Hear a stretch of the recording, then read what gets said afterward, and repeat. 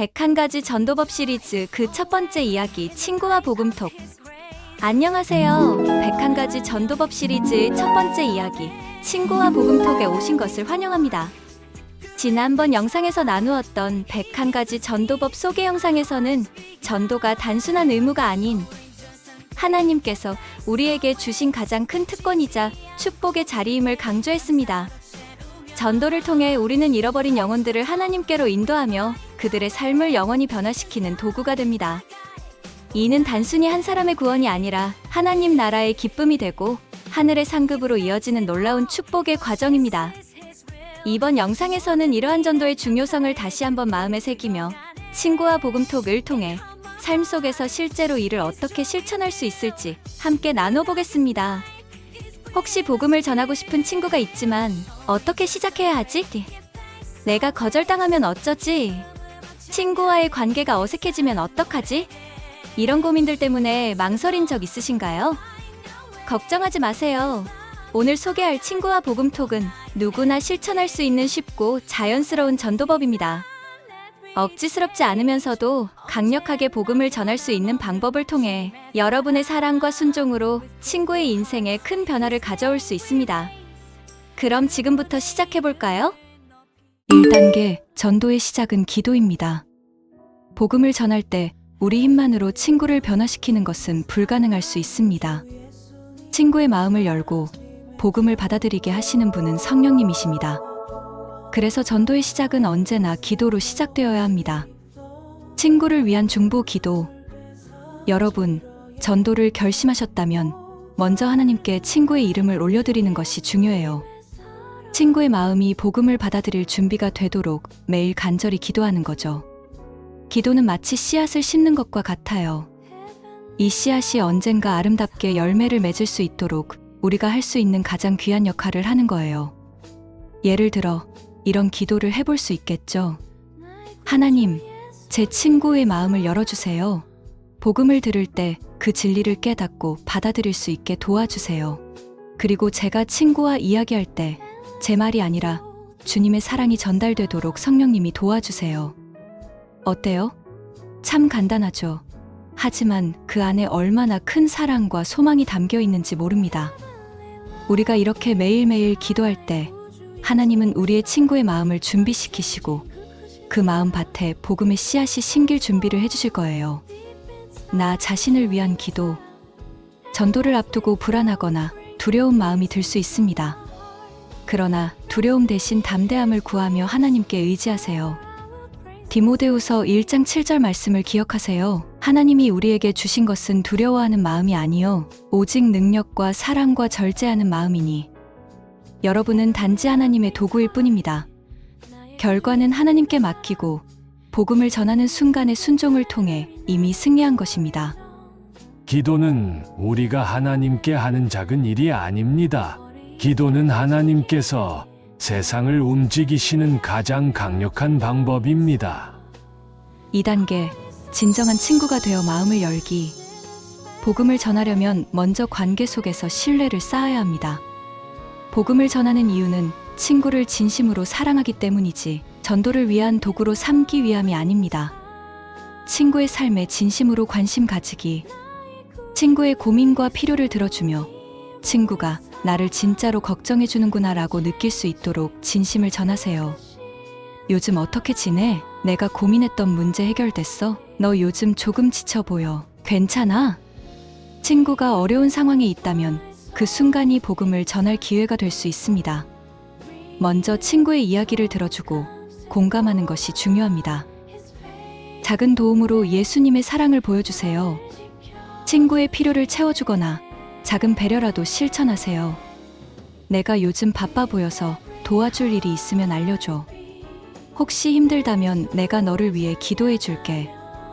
요한복음 13장 35절 말씀처럼 너희가 서로 사랑하면 이로써 모든 사람이 너희가 내 제자인 줄 알리라. 행동으로 보여주는 사랑이 복음의 문을 여는 열쇠입니다. 사랑은 말로만 하는 것이 아닙니다. 사랑은 행동으로, 진실함으로 보여야 합니다. 3단계 자연스럽게 복음으로 이어가기. 복음을 어떻게 간단하고 명확하게 친구에게 전할 수 있을까요?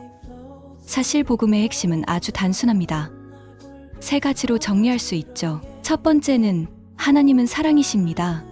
성경에 이렇게 말하고 있어요. 하나님이 세상을 이처럼 사랑하사 독생자를 주셨으니 하나님은 너를 너무 사랑하셔서 너를 위해 놀라운 계획을 가지고 계셔. 이렇게 말하면 상대방도 하나님의 사랑을 더 잘 느낄 수 있을 거예요. 두 번째는 우리는 죄로 인해 하나님과 멀어졌다는 것입니다. 여기서 중요한 게 있어요. 우리는 모두 완벽하지 않잖아요. 성경에서도 이렇게 말해요. 모든 사람이 죄를 범하였음에 하나님의 영광에 이르지 못하더니 우리의 죄가 하나님과 우리 사이를 멀어지게 했다는 거죠. 이걸 친구에게 말할 때는 우리 모두 그런 적 있잖아. 완벽하지 않으니까 라고 공감하면서 이야기하면 좋아요. 그리고 세 번째, 가장 중요한 부분이에요. 예수님은 그 관계를 회복하셨습니다. 이게 복음의 핵심입니다. 내가 곧 길이요, 진리요, 생명이니. 예수님이 너의 죄를 대신해서 십자가에서 죽으셨고 부활하셔서 하나님과 다시 가까워질 수 있는 길을 열어주셨어. 여기서는 예수님이 우리를 얼마나 사랑하시는지 강조하는 게 중요하겠죠. 그리고 복음을 전할 때는 비유를 활용하면 훨씬 쉽게 이해할 수 있어요. 예를 들어, 복음은 선물과 같아. 선물은 누군가 나를 위해 준비해둔 거잖아. 근데 그 선물이 진짜 내 것이 되려면 내가 받아들여야 하는 거야. 이렇게 말하면 쉽게 이해할 수 있겠죠? 또 이런 비유도 있어요. 예수님은 하나님과 우리 사이의 다리가 되어주셨어. 마치 갈라진 두 산을 이어주는 다리처럼 예수님이 우리가 하나님께 갈 수 있도록 길을 열어주셨다는 거죠. 그리고 마지막으로 이 말씀을 꼭 기억했으면 좋겠어요. 복음은 세상을 바꿀 수 있는 가장 강력한 메시지입니다. 우리의 역할은 그것을 담대하게 전하는 것입니다. 다음은 빌리 그레이엄 목사님의 말씀인데요. 우리는 단지 복음을 전하는 역할을 할 뿐이고 나머지는 하나님께서 해주시는 것입니다. 그러니까 두려워하지 말고 담대하게 친구와 이 이야기를 나눠보세요. 4단계 결단의 자리로 초대하기. 복음을 들은 친구가 마음을 열었다면 부드럽게 결단을 제안해보세요. 이 이야기에 대해 어떻게 생각해? 너도 하나님과 관계를 맺고 싶어? 내가 너를 위해 기도해줄까? 아니면 우리가 함께 기도해볼래? 함께 기도 예시. 하나님, 저는 죄인입니다. 예수님께서 제 죄를 대신 지시고 십자가에서 죽으셨음을 믿습니다. 이제 제 삶을 주님께 드립니다. 예수님의 이름으로 기도합니다. 아멘. 그리고 다음 말씀으로 용기를 얻으세요. 구원은 내가 하는 일이 아니라 하나님이 이미 하신 일을 받아들이는 것입니다.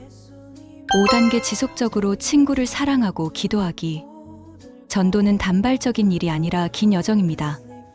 친구가 복음을 받아들이지 않더라도 실망하지 말고 끝까지 사랑하세요. 고린도전서 3장 6절 말씀을 기억하세요. 나는 심었고 아볼로는 물을 주었으되 오직 하나님께서 자라나게 하셨나니. 여러분은 씨앗을 심는 역할을 할 뿐입니다. 그 씨앗이 자라 열매를 맺게 하시는 분은 하나님이십니다. 전도는 당신의 임무이지만 열매를 맺는 것은 하나님의 일입니다. 당신의 임무는 씨앗을 심는 것뿐입니다. 오늘 함께 나눈 친구와 복음톡은 누구나 실천할 수 있는 전도법입니다. 여러분의 작은 순종이 친구의 삶에 놀라운 변화를 가져올 것입니다. 그리고 친구가 복음에 대해 반문하거나 질문할 수도 있는데요. 그에 대한 예상 반문과 구체적인 답변 10가지를 영상의 상세 설명란에 정리해 두었습니다. 꼭 참고해 보시고 실제 대화에서 활용해 보세요. 다음 시간에는 101가지 전도법 시리즈의 두 번째 이야기, 가족 기쁨, 복음 플러스로 다시 찾아뵙겠습니다. 여러분의 전도 여정에 하나님의 은혜가 충만하시길 소망합니다. 감사합니다.